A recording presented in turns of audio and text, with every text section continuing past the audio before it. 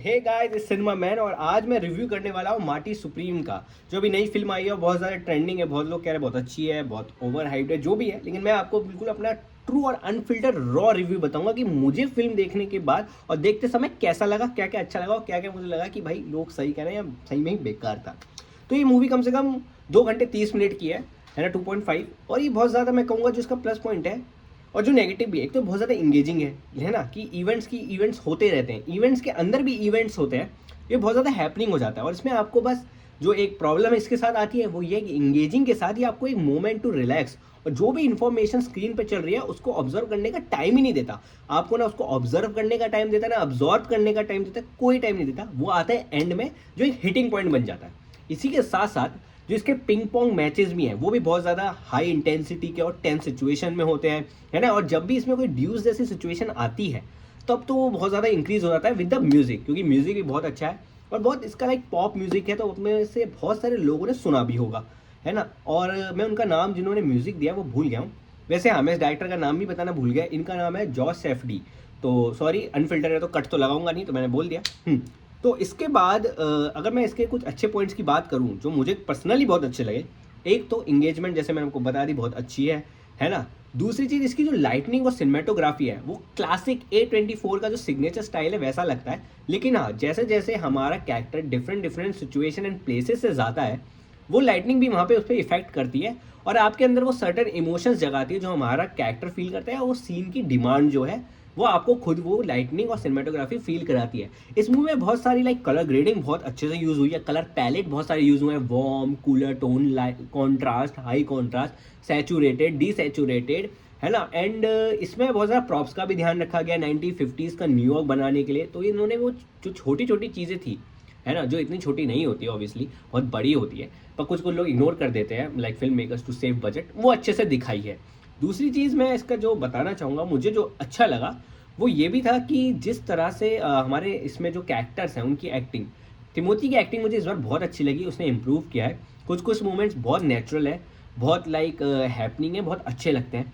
Other than that जो केवन ओलेरी है जो रियल लाइफ में एक बहुत शार्क टैंक पे भी आते हैं, उनकी एक्टिंग बिल्कुल टॉप नॉच थी। दो उन्होंने मुझे लगता है कहीं ना कहीं अपना कैरेक्टर ही प्ले किया। ग्वेनेथ पेल्ट्रो की जो परफॉर्मेंस थी वो बहुत अच्छी थी, like it was one of the finest उस मूवी में मुझे उनकी लगी।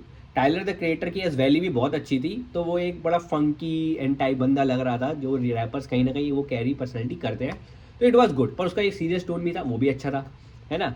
इसके साथ मैं कहना चाहूँगा कि इसके अलावा एज अ होल मैं आपको बताऊँ कि जिस तरह से इसमें दो चीज़ें दिखाई है, एक तो struggle and the pursuit to the greatness, कि आप कैसे परस्यूट टू द ग्रेटनेस में फंस जाता है कोई इंसान, तो उसे क्या क्या झेलना पड़ता है, क्या क्या ह्यूमिलेशन सहनी पड़ती है, क्या क्या सहना पड़ता है, कैसे दर्द के घोल पीने पड़ते हैं।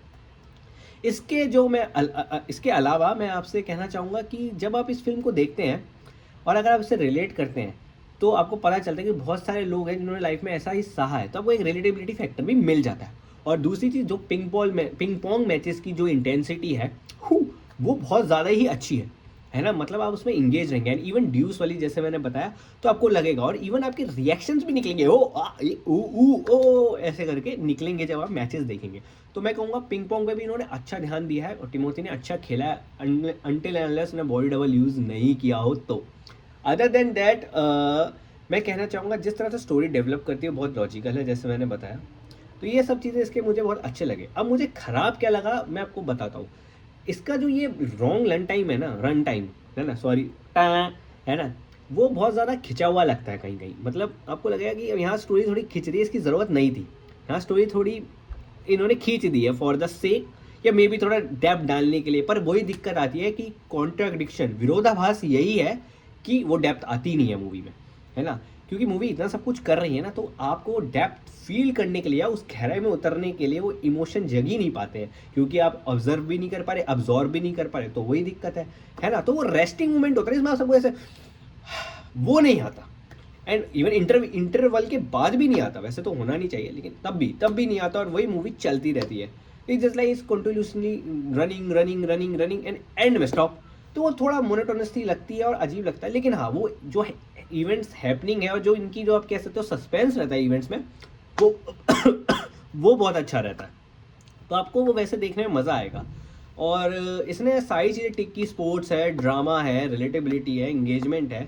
पर मैं कहूँगा कि लोग जो ये कह रहे हैं ना कि ये कहीं न कहीं ज़्यादा ही इसको प्रमोट के चक्कर में, मुझे लगता है वो सही बात है, क्योंकि ऐसा कोई ये मास्टर क्लास नहीं है या कोई ऐसा मास्टरपीस नहीं बना दिया in the world of cinema, है ना?